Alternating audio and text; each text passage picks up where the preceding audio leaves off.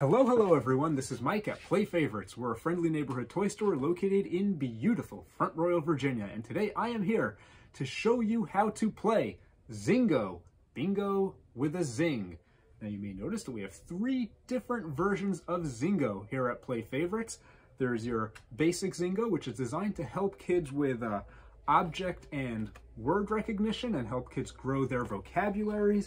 Then we have Zingo Sight Words, which is designed to help kids learn their sight words for their reading. And then we have Zingo Word Builder, which is my favorite, which is designed to help kids learn how to spell and learn how to sound out vowels and consonants.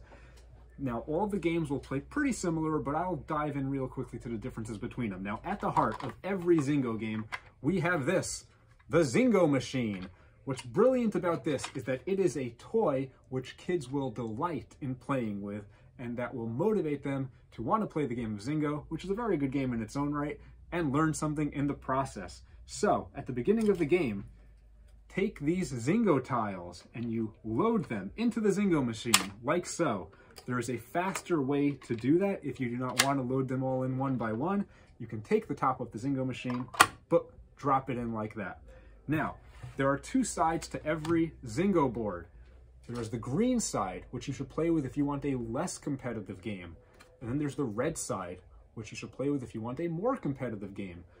How do they differ? Well, if you're playing with the red side, then you're going to have more overlapping spaces between the cards. With the green side, it's designed so that there is less overlap between the cards. Each of these spaces, which I mentioned, will have different objects on them, like shoes and ghosts and fish and kite and ball, so on and so forth. Each player starts the game by receiving one or more. I recommend playing with 2 cards per player. It makes the game a little more interesting. Now, every turn, and your goal is to be the first player to complete one of your boards. Every round, use the Zingo machine like so. Push forward, and it shoots out, just like that, 2 Zingo pieces. So we have the dog and the house here. Everyone quickly looks at their boards. Ooh, I have a dog over there. So I get to take the dog piece and cover up my dog space. Do I have a house? Yes, I have a house over there. So if I'm the first player to say, ooh, I've got a house, then I get to take the house piece and put it on my card. If no one has a matching space open on their card, which matches the tile, then you get to take the tile and feed it into that Zingo machine, which is oh so satisfying. It has a little bit of pushback to it, takes a little bit of effort, and a really great click when you push it in there. So the Zingo machine is just a lot of fun to use, and it makes the game that much more exciting, especially for kids. Now, here's how to play the other Zingo. In every version of Zingo, the goal is the same. You want to be the first player to cover up your board. In Zingo Word Builder, let's look at the back over here. You may notice that every card has 2 letters on each of the 6 spaces. Consonants are black, vowels are red. Every turn, you're going to go zhup zhup on your Zingo machine, and 2 letters are going to pop out. Once again, vowels are red, consonants are going to be black. You have to try to see if you can use one of the letters that popped out of your Zingo machine in order to make a word on your board. So let's look over here. An E came out of the Zingo machine. Let's see. Oh, I see. We can take that E and put it right between the T and the N, and we can spell 10. So if I see that before anyone else sees how to use the E to make a word on their board, then I get to take that E, put it down on my board, and I'm one step closer to covering all of my board and winning the game. So that's Word Builder.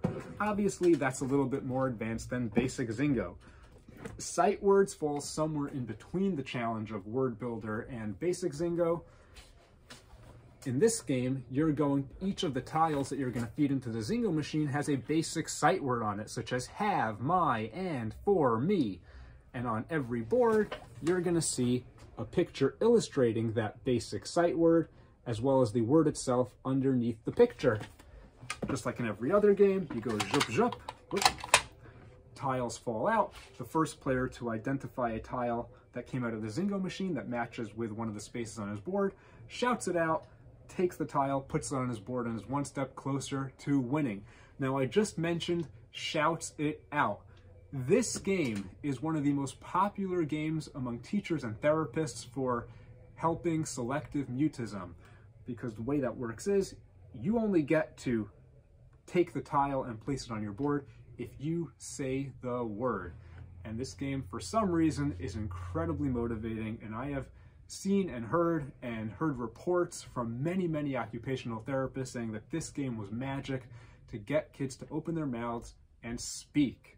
So not only do you have the educational benefits, you also have very fundamental developmental therapeutic benefits to the Zingo game. It's a very versatile game, and even if you don't need the educational benefits or the developmental benefits, it is just a lot of fun. It's a great kids game. I would recommend it for ages 3 to 6 years old, but if you're an older kid or a grown-up and you got to play with the little ones, you might be surprised with how much fun you have playing Zingo and using the Zingo machine. This is Mike at Play Favorites. Thank you very much for watching and have a wonderful day. Toodles.